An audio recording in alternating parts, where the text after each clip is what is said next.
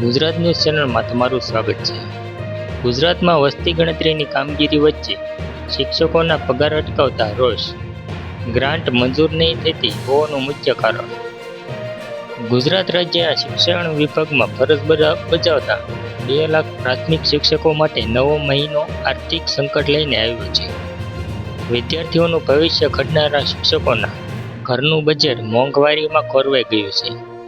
રાજ્યના શિક્ષણ વિભાગ દ્વારા સમયસર ગ્રાન્ટ મંજૂર ન થવાને કારણે શિક્ષકોના પગારમાં થઈ રહેલો અસહ્ય વિલંબ હાલ ચર્ચાનો વિષય બન્યો છે.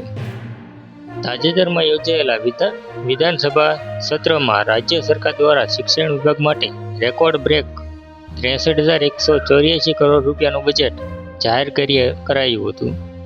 મિશન સ્કૂલ ઓફ એક્સેલન્સ અને અન્ય સરકારી યોજનાઓ પાછળ કરોડો રૂપિયા ખર્ચવાની જાહેરાત તો થઈ, પરંતુ ગ્રાઉન્ડ લેવલ પર સ્થિતિ ચિંતાજનક છે.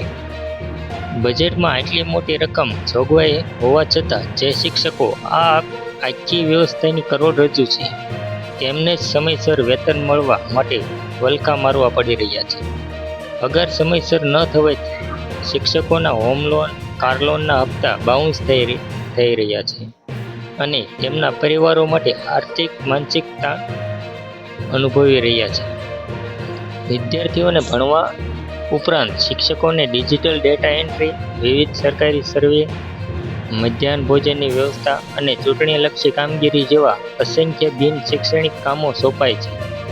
આ અતિશય વર્કલોડને કારણે તેઓ માનસિક રીતે થાકી જાય છે, જેની સીધી અસર શિક્ષણની ગુણવત્તા પર પડી રહી છે.